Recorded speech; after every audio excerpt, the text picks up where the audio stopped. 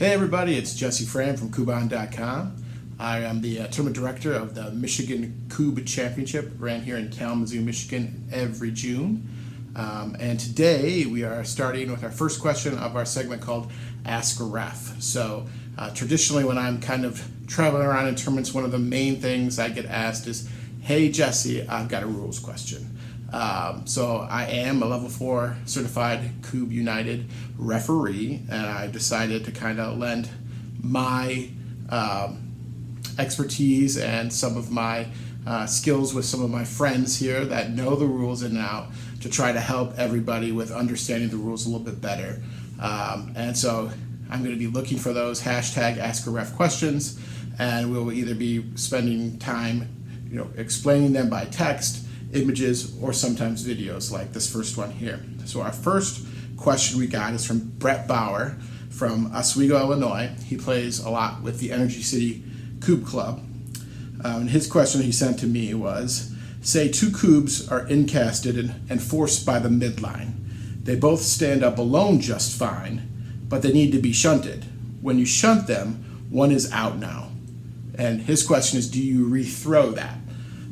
This is quite a question I picked up for the first one because it's a simple answer that has potential complications when you get into certain scenarios. So as I responded by text then, and we'll do the video now, the answer is yes, Brett. So, but it gets complicated. So here's an example of what Brett's talking about. I've got this scenario where here on this side, on the carpet side, is going to be short. We're going to consider this out of bounds. And then on this side, where the rug is going to be inbounds. So what Brett is saying is that traditionally, you would raise these apart from each other, but they would be out. They're both somewhat sharing one footprint. The other footprints are both out, so they both have to come this way. And he's saying that you're going to have to shunt one. So what'll end up happening if these are both first throws is the defense gets to choose when they stand these up. They might choose to raise this one up first, and then when this one shunts, it's going to be out. And then that one will be rethrown. And that's fairly simple. Then this one would go back down, and this one would be thrown again, and would resolve itself. The issue and where it gets more complicated is when there's a potential rethrow. So let's say one was thrown and is here, and another was a rethrow, and it's over here. Now, the rules are fairly clear. These got to go together. But you see differences in how they do it. So I've seen it where in some clubs, they raise them up together when they shunt. I've seen where you pick one and then the other. Now, and the rules are somewhat vague, but what we always hear is that you should do one at a time, resolve one before the other. And in this case, you also have the golden rule that if a Kubb can be raised inbounds, then it must. Now that's when it's talking about the Kubb standing phase. So there are lots of people who will say if this was the rethrow, that I need to raise that one first, because if I do it in the opposite order, if I raise this one first and then raise this one, it could force it out, which now this goes and becomes a penalty for you.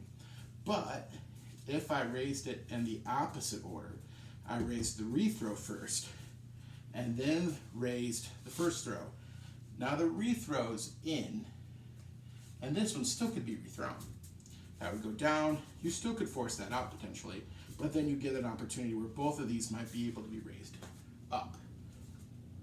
The discrepancy is it doesn't really state that part in the standing phase, or in the throwing phase. In the standing phase, it says they must be raised. If they can be raised inbounds, then it must. There's a school of thought out there that says if I've already out of the tossing phase, I'm in the standing phase, it doesn't take into considerations which one's first throw, which one's second.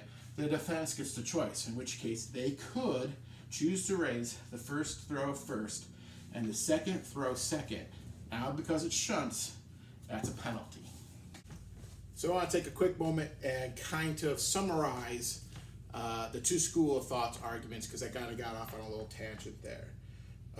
So we're talking about the golden rule. The golden rule is that a defender cannot raise Kubbs in such a manner that forces other Kubbs out of bounds when other Kubb raising options are available.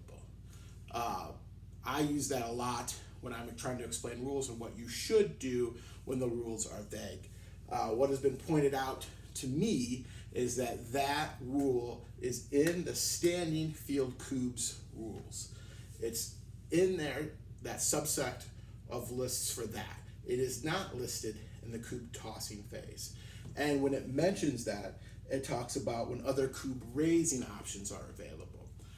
So there's a school of thought that says, I fulfilled my obligation to the rule. I'm not worrying about whether it's a first toss or a second toss. There's only one way to raise these, and I get to choose the order. The other school of thought is saying that there is potential option if you raise the first throw or the second throw, the rethrow first, and that is in, then you can force the other one out is now a rethrow, and it may resolve itself. So both can be in. So that's where the division is. One is strictly looking at it and saying, this says if there's other Kubb raising options available. At current time, there's not. So I get to choose which one, and I can force that one to be a punishment. I've always played, hey, this one is a second throw. Its only option to be in is to be raised first. So I'll raise that one first, and then raise the first throw second, and that's now out. Because I had to shunt it against it. It's going to be out. It's going to be short, and they can throw it again. Now, the key to all these Kubb rules, what's rule number one? Your backyard, your rules. Your tournament, your rules. You can choose to play with U.S. National Kubb Championship rules, Kubb United rules, your own rules. The teams on the pitch can decide how they want to resolve that. If you can come to a resolution yourselves with how this happens, great. You don't have to involve a rule if you're at a Kubb United event. You don't have to bring over a tournament director or Eric or a linesman at the national championship. If you can come up with how that should be resolved and you can amicably do that and you believe that's best, even if it's wrong, if you agree and feel like it's a resolution, you can go on with it. But that's how a easy question by Brett. Hey, if I shunt these two together in one short, do I rethrow it? Yes. Yes, you do, Brett. But it's an example of how easy questions in Kubb can get complicated. And we're here to help you with that and to shine a light on those things and get people talking and to bring in other experts to say this is how it should be resolved. So look forward to the next one and many other questions here at Ask A Ref with Kubb.